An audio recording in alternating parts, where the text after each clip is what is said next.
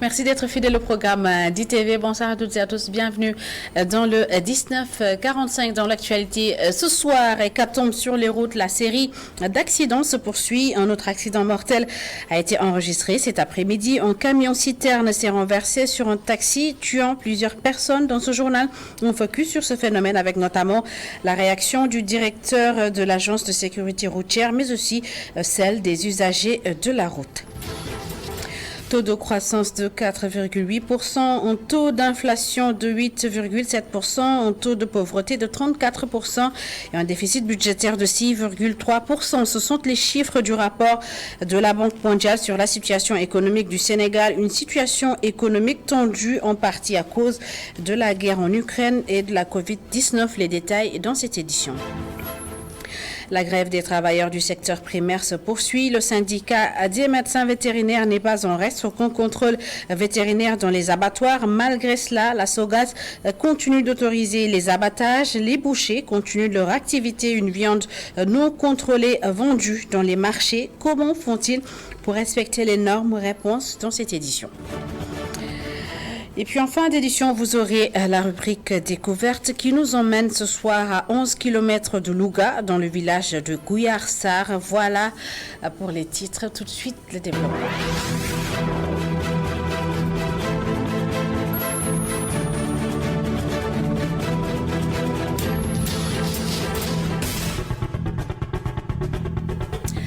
Bienvenue à toutes et à tous. La série noire continue sur les routes. Un autre accident s'est produit cet après-midi à Mbao. Un camion citerne s'est renversé sur un taxi immatriculé DK 8006S sur la route nationale. Plusieurs personnes y ont perdu la vie. Et en attendant les détails, le bilan officiel, voici les explications du lieutenant Jano Sagna, commandant de la 14e compagnie d'incendie et de secours au micro de Babacar Seck. À 13h20, les secours ont été alertés pour un accident de la circulation routière. RN1 Rambao, hauteur rond-point. 13h43, les secours se sont présentés sur les lieux. Mesure prise, une protection réalisée avec une lance en mousse en attente. Le bilan, il y avait un blessé léger. Malheureusement, il y avait 2 corps sans vie. Les moyens engagés, il y avait 4 fourgons, un VCR, 2 ambulances, 2 véhicules d'intervention légers. Et les moyens en personnel, il y avait 28 gradés sapeurs, dont 4 officiers. Le cri de cœur que nous lançons par rapport aux usagers et le respect strict du code de la route. Quels sont les véhicules qui sont impliqués? Il y avait un camion citerne qui était tombé au-dessus d'un taxi. Et donc, dans un premier temps, il fallait, après la protection, il fallait donc soulever donc la charge en mesure de pouvoir extraire donc le taxi. Et dès que le taxi est extrait, il fallait donc procéder à la désincarcération. Alors, pour la cause, nous ne pouvons rien dire par rapport à ça. Et ce que nous vous demandons, c'est de vous rapprocher un peu au niveau de la gendarmerie pour que ces éléments puissent nous donner donc des renseignements concernant l'accident.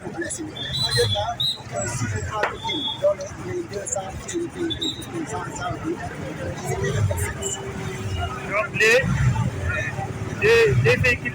deux véhicules étaient de distance de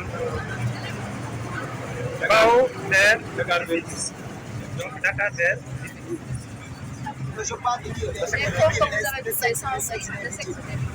Donc il y avait une dame et un homme dans le taxi. Ils étaient tous derrière. Non, les 2 passagers étaient debout. Et toutes nos excuses pour la qualité sonore de cet élément. Entre le début du mois de septembre et aujourd'hui, des dizaines de personnes sont décédées dans des accidents de circulation et selon le directeur de l'Agence nationale de sécurité routière, l'État doit prendre des mesures exemplaires pour faire face à la recrudescence des accidents de circulation. Cheikh Oumar Gaye est au micro d'Adama Sarr et Astumbaye. regarde de très près les causes de ces deux accidents. Par exemple, l'accident de Mbour, en fait, c'est la route de Banya. C'est toujours un dépassement dangereux. Ça s'est passé en journée. Donc, la visibilité était là. L'infrastructure routière est très bonne. La signalisation routière était présente. Malgré tout, l'automobiliste, donc, communément appelé Wargaindé, a voulu faire un dépassement dangereux. Et malheureusement, il a eu un choc frontal, donc une collision entre un autre véhicule qui a causé effectivement cette mort. Ça, c'est regrettable. Ça, c'est de l'indiscipline. L'accident qui s'est produit à Koussanar, c'est dans ces mêmes conditions. L'infrastructure routière, cet axe-là a été très bien repris par l'AGEROUTE, donc la direction des routes, le ministère des Infrastructures, vous l'avez vu. La signalisation routière existe. Moi, le samedi passé, le samedi dernier, j'ai fait cet axe-là, j'étais à Tambacounda, j'ai fait cet axe-là. Vraiment, c'est un axe routier vraiment de très bonne qualité. La signalisation routière est présente.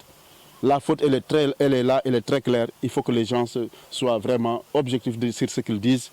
Il faut que vraiment l'indiscipline cesse. Et pour que ça cesse, il faut que le contrôle et la sanction soient vraiment de mise et qu'il n'y ait pas de faiblesse à ce niveau-là. Rien que la journée d'hier, 15 personnes ont perdu la vie dans des accidents de circulation, ce qui installe la panique chez les voyageurs. Au garage de Colobane, par exemple, ils insistent sur le choix des véhicules de transport et des conducteurs pour minimiser les risques. Le reportage est signé Cheikh Hassan Fall et Sidignan. À la gare routière de Colobane, les véhicules marqués par les stigmas du temps et par l'usure, mais qu'on tente tant bien que mal de rafistoler campent le décor. Ici, par jour, transitent plusieurs milliers de voyageurs. Angoissés et inquiets, ils le sont, surtout avec les nombreux accidents mortels enregistrés ces jours-ci. J'ai peur, je l'avoue, surtout quand je dois voyager.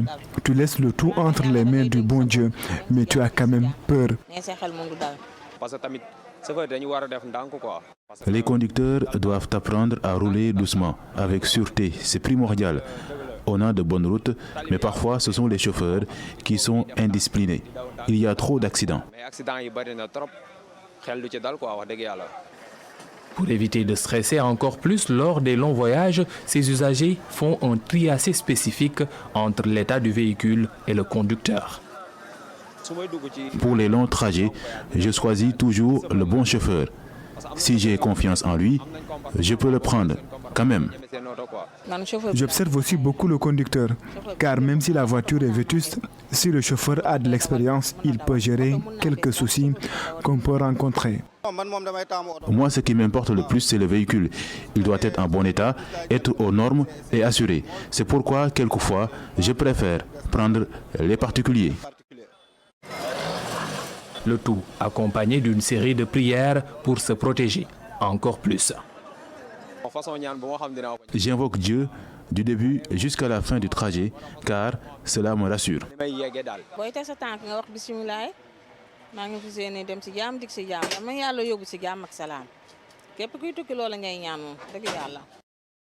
Les chiffres macabres des routes sénégalaises confirment l'inquiétude des populations. Exemple, entre Mbour et Tambacounda, il y a eu plus de 15 morts au total. Un bilan qui fait froid dans le dos au lendemain de la 20e commémoration du naufrage du bateau le Joola.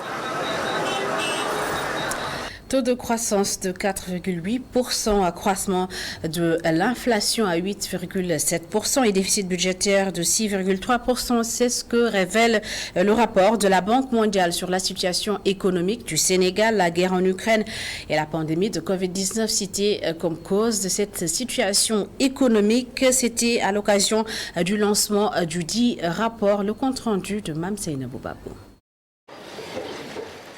Le président de la République a pris des mesures pour soulager le panier de la ménagère.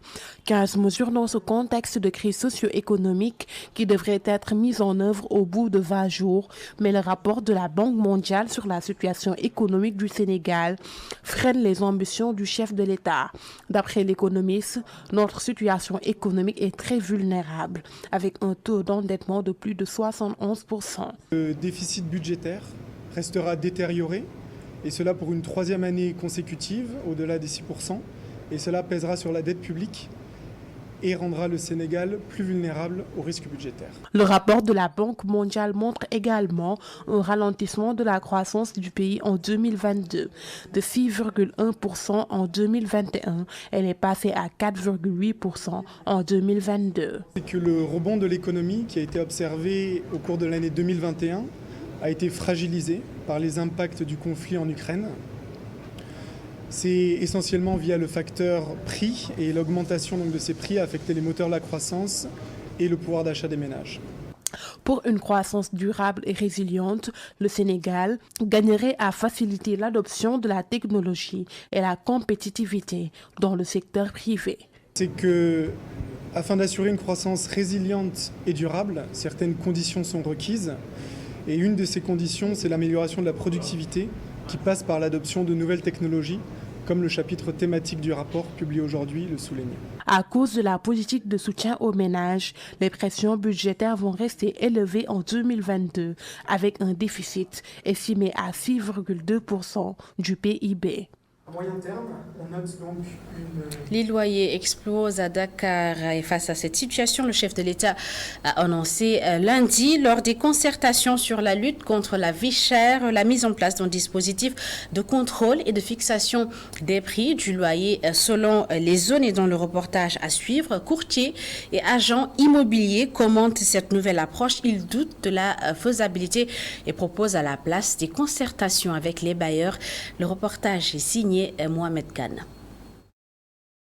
Le loyer au Sénégal, dans la capitale notamment, est une vraie galère.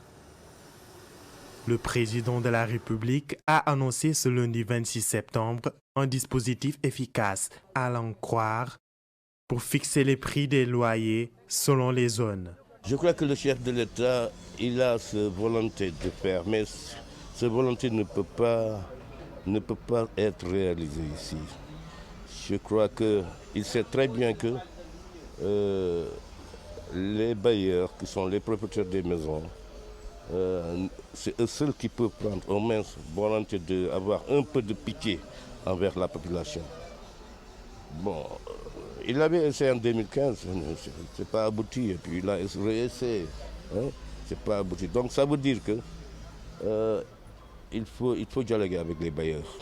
Pape Dian est un agent immobilier à face à la cherté du loyer au Sénégal. Ce sexagénaire pointe du doigt l'État du Sénégal. Mais certainement, dans la mesure où plus le loyer, plus le coût du loyer baisse, plus tout le monde se retrouve là-dedans. Quand ça devient exorbitant, les gens s'étouffent, ils ne peuvent pas. Ils ne peuvent pas. Et ce n'est simplement pas le loyer. Il faudrait que l'État détaxe sur beaucoup de produits. Sur beaucoup de produits. Cette taxation sur les autres produits qui fait que, en fait, dans différents secteurs, ça se ressent. Hein. Pour rappel, en 2014, une loi obligeant les propriétaires à réduire le loyer sur tous les contrats de location a été votée. Malgré cette loi, les prix continuent de grimper. Et je vous l'annonçais dans les titres, l'intersyndicale des travailleurs du secteur primaire a décrété une grève de 72 heures, un mode de grève suivi par le syndicat des médecins vétérinaires du Sénégal. Et malgré cela, la société de gestion des abattoirs du Sénégal continue d'autoriser les abattages. Les bouchers vendent donc actuellement une viande non contrôlée, ce qui ne semble pas trop les inquiéter car ils font confiance à leurs années d'expérience dans ce métier. Leurs avis dans ce reportage signé Marie-Noël Ndong et Seydina Mbaye. Ces vendeurs de viande restent stricts sur le fait qu'un bon boucher se doit de reconnaître la bonne viande avec ou sans vétérinaire. Nous n'avons pas d'abattoir. Quand nous partons là-bas pour faire tuer nos bêtes, nous passons plus de 2 heures sur place. Nous aimerions avoir un abattoir avec plus de commodité, mais franchement, l'abattoir que nous avons actuellement n'existe que de nom. Aladji poursuit à ses yeux il n'y a pas un bon abattoir à Dakar. Le boucher doit normalement être capable de reconnaître la bonne de la mauvaise viande, même sans vétérinaire, surtout celui qui a fait 30 ou 40 ans dans le métier.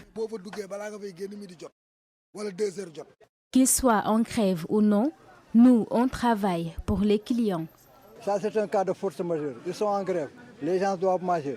On est obligé de travailler. On ne va pas rester parce qu'avec l'excès de zèle de grève là, nous, on est obligé de travailler. Mais on peut vous assurer, on n'achète que des viandes de qualité. Les consommateurs ont besoin de viande tous les jours.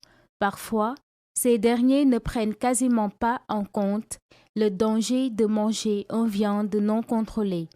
Mais les bouchers font confiance à la viande qu'ils exposent sur le marché.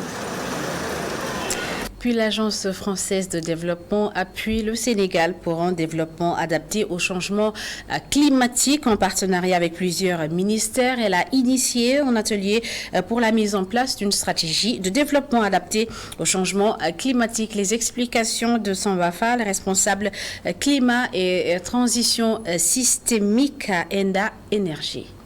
La rencontre, c'est un atelier d'élaboration sur les éléments de la vision, mais aussi de narratif et une initiation à la modélisation portant sur l'élaboration d'une stratégie de développement sobre en carbone et résilient au changement climatique pour le Sénégal. C'est une initiative coordonnée au niveau Sénégal par Enda Énergie en collaboration avec des partenaires techniques, IDRI et aussi CIRED et financée par l'AFD, mais aussi une initiative qui sera élaborée avec les ministères de tutelle, notamment le ministère de l'Environnement, du Développement durable et de la Transition écologique maintenant, et le ministère du Pétrole et de l'Énergie, qui va permettre au Sénégal de disposer d'une part d'un processus qui va lui permettre d'avoir une stratégie in fine, une stratégie de développement sobre en carbone et résiliente au changement climatique. Parlons de notre atelier également organisé cette fois par la commune de Golfe Sud, un atelier de partage et de renforcement de capacités sur le budget participatif. L'objectif de cet atelier est d'initier les élus locaux et les citoyens à l'élaboration d'un budget participatif. Écoutons à ce propos Khadija Mayekor Diouf, maire de la commune de Golfe Sud, propos recueillis par Boudal Ndiaye. Donc l'objectif, bien évidemment, est de former les citoyens sur toutes les questions relatives au budget participatif. Donc, et qui dit budget participatif dit essentiellement participation des citoyens à l'élaboration d'un budget qui est en rapport avec les objectifs et les priorités identifiées par les populations. Notre philosophie du développement se base essentiellement sur ce principe de la gouvernance inclusive, de la gouvernance participative et de la gouvernance itérative. Donc cette formation vient rentrer en étroite ligne avec cette philosophie, avec cette vision que nous avons du développement local.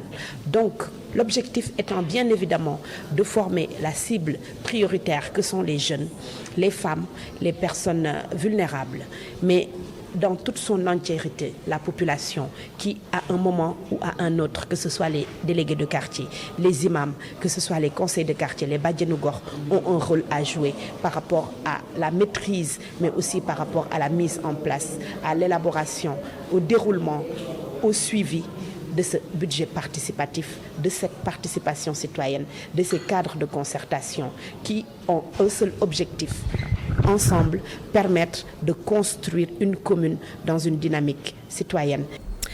13 ans après le massacre du 28 septembre, Moussa Dadis Camara et ses 5 co-accusés comparaissent à partir de ce mercredi au tribunal de Conakry. Ils sont accusés d'avoir causé la mort de 157 personnes lors d'un rassemblement de l'opposition, un procès qui s'annonce déjà comme historique en Guinée. Qu'en pensent les ressortissants sénégalais, ressortissants guinéens du Sénégal? Réponse dans ce reportage de Fatima Ba et Barasso.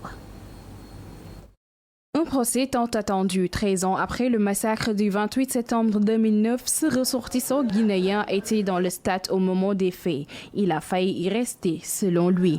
Moi qui vous parle comme ça, j'ai été victime parce que j'étais au stade. Le 28 septembre 2009. J'ai passé toute une journée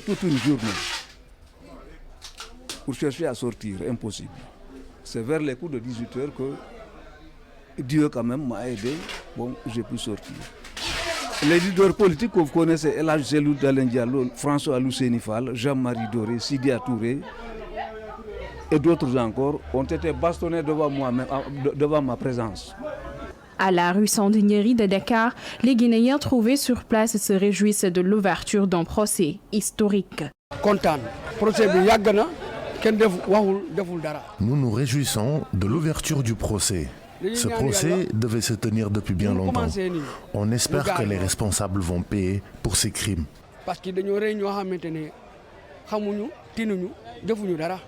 D'autres, par contre, n'ont pas confiance à la justice guinéenne, mais réclament quand même que les responsabilités soient situées. Vous savez, actuellement, nous n'avons pas la confiance vu la justice guinéenne. Une justice qui est partisane, qui ne dit jamais la vérité. Donc, actuellement, nous considérons qu'ils ont commencé cette procès pour chasser des opposants dans leur pays. Oui, bien sûr, nous sommes très intéressés à tout ce qui concerne la Guinée et aussi tout ce qui concerne l'Afrique. Vous savez, nous sommes d'accord pour une ouverture de ce procès, mais qu'il soit équitable et juste. Mais malheureusement, ce n'est pas le cas. 107 morts, 109 femmes violées, 1500 blessés, le bilan du massacre du 28 septembre 2009. Après plusieurs années d'attente, les victimes qui ont longtemps réclamé justice vont peut-être obtenir gain de cause.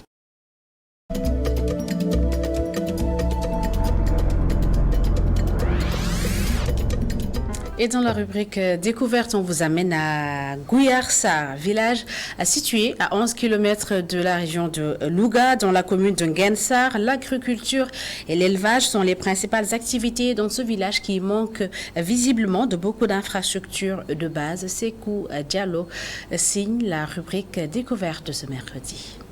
Fondé vers les années 1610 par les Wolofs, Gouyarsar compte aujourd'hui 8 quartiers habités en majorité Wolof.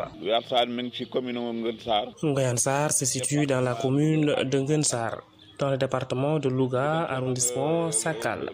Et c'est à 10 km de Louga. Gouyarsar est fondé par Moussa Bajour et c'était en 1610. Le village est habité en majorité Wolof. Il y avait 2 baobabs ici. Ce sont ces 2 baobabs appelés Gouy en Wolof qui ont donné le nom du village.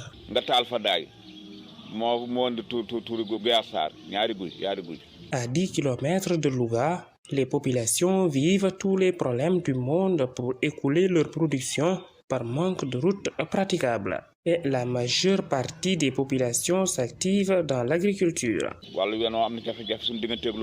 Un problème de route se pose ici, surtout entre Nguensar et Louga, raison pour laquelle nous tendons la main à l'État du Sénégal pour qu'il nous construise une route bitumée ici entre le village et Louga. Cela va désenclaver un peu le village, parce qu'il y a beaucoup de personnes qui quittent le village chaque jour pour aller à Louga travailler. Parmi elles, il y a des maçons, des commerçants et autres métiers.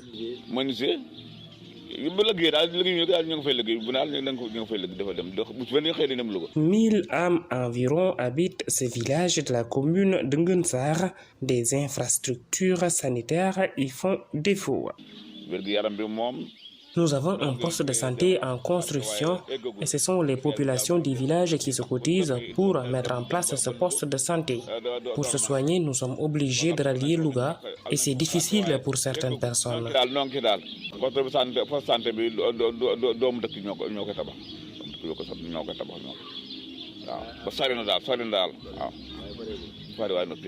Une cohabitation paisible est notée entre les Peuls et les Wolofs. Le plus grand problème de ces populations reste les conflits entre agriculteurs et éleveurs, car il n'y a presque plus de pâturage pour les éleveurs.